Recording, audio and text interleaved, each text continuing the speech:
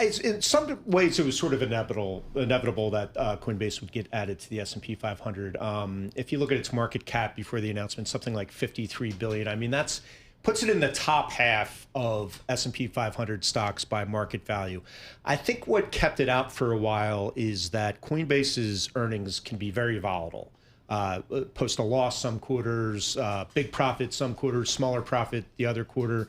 So one of the S&P 500 criterium, I guess is the word, is consistent profitability. You know, they want them to be profitable in the last quarter, and they want the trailing 4 quarters to be profitable for a company. So, you know, there is sort of this rumblings you hear that they got snubbed in the last S&P 500 reconstitution, but I think it was more likely, and we never hear exactly what the S&P committee, how they make their decision, but I think they were probably more worried about that earnings volatility than anything else. You know, that said, it is obviously a much friendlier regulatory environment for Coinbase. So a lot of those questions about the case with the SEC have sort of been washed away. Right. Yeah. Speaking of the friendlier regulatory environment, that was the segue I wanted to use. Well, go. Okay. Well, speaking of the friendlier regulatory environment, I want to bring in Anthony Cormier because he's been doing some reporting around the Trump meme coin. The top Trump crypto buyers who've been vying for dinner seats. This dinner is happening supposedly on May 22nd. You and the team dug into the wallets, did some digging, found some details about who these folks are, and it's actually not very clear. No, we know less now than when we started. But you did find out a lot. We did go hand by hand. We did one by one through the 2020. Wait, lack of transparency on someone who's doing something in the crypto world? Holy moly! Well, just to set it up, this is the dinner that is happening on May 22nd. It's going to be with the president at his Virginia golf club, and the top holders of his meme coin over a certain period of time would gain access to the dinner. Top 25 get to meet him in person, get a special VIP tour. 220 get to have dinner with him in Sterling, Virginia, and as you said earlier, it is quite difficult to know who or what are behind some of these wallets. So we went one by one and learned what we could, and that was that more than half of them are likely foreign.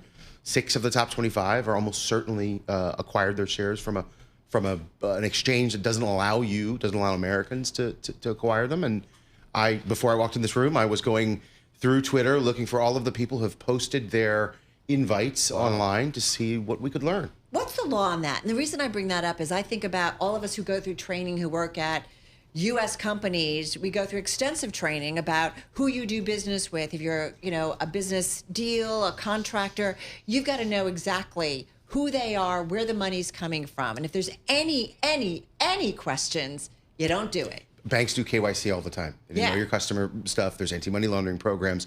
Now, in fairness to the president and the meme coin operators, they are saying that you have to go through certain steps. We don't know what those steps are, right? In order to get to this dinner, that we don't know what, to quote, KYC watch list you have to avoid to be in this dinner. All of those questions we've posed to the White House, they've thus far refused to answer. Mike, how are you looking at this as somebody who's covered markets for years? You're now heading up you're senior editor, and you're also heading up the crypto team. There's this idea now that the idea of appearance of conflict of interest, has kind of been thrown out the window at this point. It's a question that I asked Eric Trump about when I interviewed him a few weeks ago. And he basically said, you don't have to worry about this. I never talked to my dad about crypto and crypto policy. But the president does have a hand. He makes money when certain things happen. Yeah, I mean, I guess gobsmacked is the word I would have, in just how brazen it really is. And some of the prominent Democrats are screaming from the hilltops, Elizabeth Warren and others, not only about this, but World Liberty Financial, Trump's other crypto project, introduced a stable coin, a crypto token that's pegged to the dollar.